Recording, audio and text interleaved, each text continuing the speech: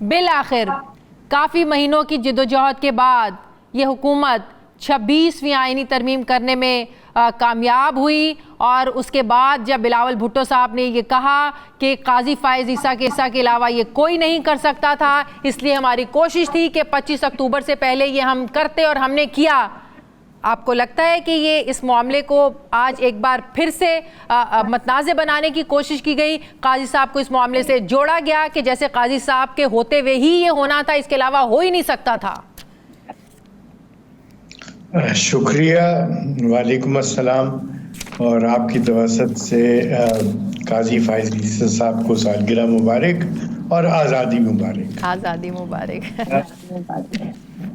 देखिए, जब एक जज होता है तो वो क़ैद में होता है, वो कैद होता है, वो क़ैद होता है अपने चेंबर में और अपने जो उसकी कोर्ट रूम है, और कैद के जो बंद हैं वो होते हैं rules, laws and the constitution. और आपकी मैंने सारा इंट्रो सुना, आपने इसमें कोई ऐसी बात नहीं बताई जिसको आप चार्ज शीट ना समझें।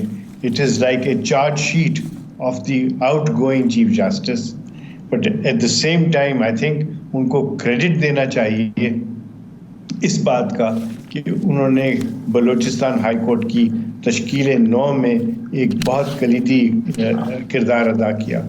उनकी वो जजमेंट्स जो कि बलूचिस्तान हाई कोर्ट में उन्होंने स्कूल के तालिब इल्मों के लिए, कॉलेजेस के लिए, इन्वायरमेंट के लिए, औरतों के हुकूक के लिए दी, वो भी संगे मील भी हैं और उनको फॉलो किया गया बहुत सारी और अदालतों में भी, और सुप्रीम कोर्ट ने उनको सराहा भी। दूसरी तरफ आप जब उनका देखते हैं कि वो जब सुप्रीम कोर्ट में आए तो उन्होंने हमारा बस्टर्ड वाला केस भी किया। आप ये क्यों भूल रहे हैं कि उन्होंने उस केस में भी फैसला दिया जहां पे उन्होंने कहा कि मिलिट्री जस्टिस का कोई जो है ताल्लुक नहीं है मेन स्ट्रीम जस्टिस से। सो ये उनकी एक सोच की गमाजी है, और उनके साथ बाकी जजेस ने भी जो कि माइनॉरिटी में थे उन्होंने किया। सो ये सब चीज़ें, और जो इन्वायरमेंट के लिए उनके जो जजमेंट्स हैं और जो औरतों के हुकूक के लिए उनके जजमेंट सुप्रीम कोर्ट में, ख़ास तौर पे इनहेरिटेंस के मामलात में वो जिस तरीके से उन्होंने बात की, वो भी हमारे लिए एक प्रेसिडेंट है जो कि फॉलो किया जाता है हाई कोर्ट्स के अंदर। ये आप उनसे लाख इख्तिलाफ करें, लेकिन आप उनकी जो स्टैंडिंग एज ए जज, स्टैंडिंग एज ए ज्यूरिस्ट, उससे कोई इख्तिलाफ नहीं है किसी को। उनका कोई जजमेंट आप उठा के देख लीजिए जिसमें आपको ये चीज़ नज़र आती हो कि उन्होंने कोई बायस शो किया हो या कोई, he has, and I would give him, although I may disagree, मैं उनसे बहुत सारी चीज़ों से इख्तिलाफ करता हूँ और बरमन किया, और रिकॉर्ड पे भी है कि मैंने बहुत शद्दोमत से उनकी जो कुछ बातें थी उनसे इख्तिलाफ किया। कुछ लोगों के बारे में उनके रिमार्क्स थे जिसको मैंने बिल्कुल कहा कि ये गैर ज़रूरी थे। उनका अपना एक स्टाइल है, उनका अपना सारा है, लेकिन होता है हमारे मुल्क में ये कि जो जा रहा होता है उसके ऊपर मलबा आप डाल देते हैं। लेकिन याद रखिए कि ये एक पर्टिकुलर जज नहीं होता, उनका कोई फैसला अकेले का फैसला नहीं है। जो भी उनके फैसले हैं they have been endorsed by the other जजेस। अगर किसी का इख्तिलाफी नोट है तो वो लिख सकता है, लेकिन कहीं पे आप ये नहीं कह सकते कि ये इनका जजमेंट है। जो जजमेंट बाकी लोग भी साइन करते हैं वो सुप्रीम कोर्ट का जजमेंट होता है। इवन वो इख्तिलाफी नोट जो उन्होंने लिखा कहीं पे, उसको भी आप ये कहेंगे कि वो सुप्रीम कोर्ट का जजमेंट है। He was overruled by the majority and that is how it is। बिल्कुल ठीक, लेकिन इंसाफ तो सबके लिए होना चाहिए और एक जैसा होना चाहिए। इनके दौर में जिस तरीके से अदलिया में एक तकसीम, एक पोलराइज्ड एक माहौल नज़र आया, ऐसा क्यों ये हमें कहा जाता रहा कि अच्छा ये बेंच बनेगा, ये फैसला आएगा। एतजाज़ एहसन जैसे सीनियर जो कानूनदान हैं वो ये कहने पर मजबूर हुए कि बता दें बेंच कौन सा बनेगा, पता चल जाएगा फैसला क्या आएगा। तो ये इस दौर में हुआ, एक पार्टी के साथ ज्यादतियां होती रहीं, लेकिन काजी साहब खामोश रहे। मखसूस नशिस्तों का फैसला आया कि इलेक्शन कमीशन को तौहीन अदालत लगनी चाहिए थी, लेकिन नहीं लगी। काजी साहब खामोश रहे। लेवल प्लेइंग फील्ड की बातें होती रहीं, सबको मिली, एक पार्टी को नहीं मिली।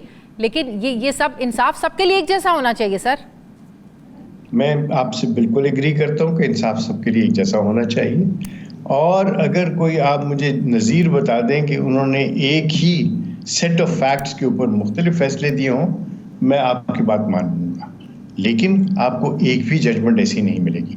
दूसरी बात यह है कि ये सारे के सारे पॉलिटिकल मैटर्स हैं और मैं ऑन रिकॉर्ड हूँ, मैंने बारहा कहा कि ये मामला जो हैं ये सुप्रीम कोर्ट या हाई कोर्ट के लिए नहीं है, these are matters for the parliament. और इसके अंदर सुप्रीम कोर्ट जब भी मेडल करेगी, जब भी उसके अंदर इंटरफेयर करेगी, जब भी 63A का फैसला बिल्कुल गलत था, 100% गलत है। आप उसको किसी भी कसौटी पे आप देख लीजिए, जो ओरिजिनल फैसला था उसको आप, इट वाज री राइटिंग ऑफ द कॉन्स्टिट्यूशन। और इन मामलात में चूंकि चाहे वो एक जज हो, 2 जज हो, 3 जज हो, लेकिन जब भी पॉलिटिकल मामलात आएंगे आप उसमें जाएंगे तो आपको दशनाम तराजी ही से सामना करना पड़ेगा। क्यों? क्योंकि हमारे यहाँ पोलराइजेशन जो है वो एक पीक पे पहुंची हुई है। अनफॉर्चुनेटली जो केस हार जाता है वो ये नहीं कहता कि मेरा केस कमजोर था, जो केस हार जाता है वो ये नहीं कहता कि मेरे पास दलील नहीं थी, वो दलील का जवाब देता है शोर मचा के, वो शाउट करता है, वो दशनाम तराजी करता है, वो कहता है कि जज दूसरी पार्टी के साथ मिल गया। जो कुछ हुआ, आपको लगता है कि पोलराइजेशन खत्म होगी या मजीद बढ़ेगी? आप अभी भी जस्टिस मंसूर अली शाह साहब के खुतूत देख लें, फिर उनके फुल कोर्ट में सीनियर जजेस का ना बैठना, ये इंडिकेशन है कि अभी भी तकसीम वाजे है। ये बढ़ेगी, कम होगी? मेरे दानिश में इसको कम होना चाहिए। और किसी एक जज का चिट्ठी लिखना और बाकी जजेस का रेफरेंस में शमूलियत बशमूल जो नामजद चीफ जस्टिस हैं, वो किस चीज़ की गमाजी है? वो इस चीज़ की गमाजी है that the majority has overruled a particular point of view. Number 2, जब आप बात करते हैं ना जजमेंट्स की, तो इसी तरह आपका कॉन्डक्ट भी शो करता है कि आप क्या कर रहे हैं। मेरा इल्तमास तब भी था, अब भी होगा, कि बैठें, फुल कोर्ट की मीटिंग्स होनी चाहिए, पीरियोडिकल होनी चाहिए। बल्कि मैंने तो ये भी तजवीज़ दी हुई थी कि आप हर 15 दिन के बाद मिलें, एवरी सेकंड ट्यूसडे मिला करें, बैठा करें। और ये सारी चीज़ आप टी रूम में भी तो बैठते हैं, व्हाई कांट यू सिट?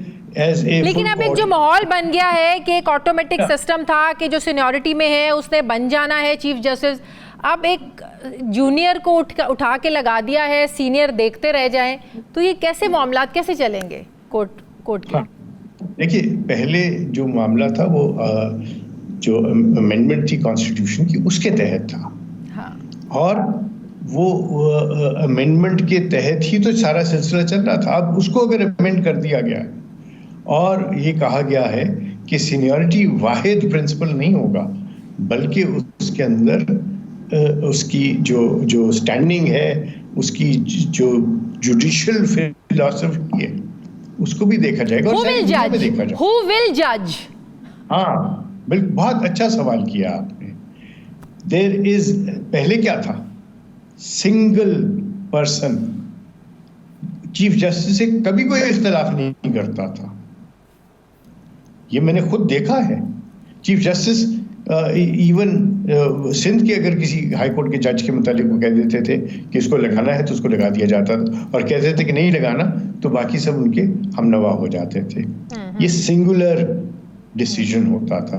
कहा जाता था कि जुडिशियल कमीशन है, लेकिन बिल्कुल मैं आपको बता रहा हूं और मैं आपको पूरी जिम्मेदारी से बता रहा हूं कि चीफ जस्टिस जो है वो प्रिवेल करते थे हमेशा। हाँ, सीनियर जजेस एट टाइम्स चीफ जस्टिस को डिसवेड कर लेते थे कि आप इस फलां को न लगाएं, लेकिन ये जरूर हुआ है कि चीफ जस्टिस इन 99% केसेस जो कहते थे बाकी सब मनोन करते थे। देखिए, ये सेंसिटिव किस्म के और लॉन्ग टर्म डिसीजंस हैं। याद रखें कि जब आपको कोई डिसीजन लेना है तो इन्फॉर्म्ड डिसीजन होना चाहिए, पहली बात। नंबर 2, अगर उसके अंदर मुशावरत हो और बेलाग मुशावरत हो, कभी नुकसान नहीं होगा, कभी नुकसान नहीं हुआ। और तीसरा ये कि जब इस सारे सिलसिले को लेकिन वो क्या पैरामीटर होगा कि पता चले कि जो पार्लियामेंट का रोल है, जो कमेटी है, जो जुडिशियल कमीशन होगा, उसमें सियासतदान भी होंगे, तो फेवरेटिज्म नहीं होगी, खुशनुदी हासिल करने की कोशिश नहीं होगी, ये इस तासुर को रद्द नहीं कर सकते हम।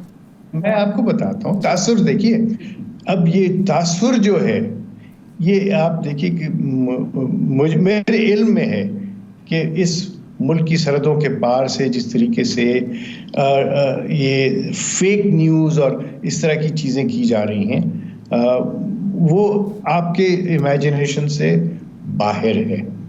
इतना ज़्यादा पिछले 11 सालों से अटैक हो रहा है पाकिस्तान की अवाम की जहनों के ऊपर कि मैं माफ़ी चाहता हूँ, एक ऐसी सिचुएशन क्रिएट हो गई है when people are being brainwashed, unfortunately. लेकिन लेट्स नॉट गो देयर, उसके ऊपर तो बहुत लंबी बहस हो सकती है। देखिए, जब आपने जज लगाना है तो एक आपके पास चेकलिस्ट होनी चाहिए। चेकलिस्ट में क्या क्या होता है?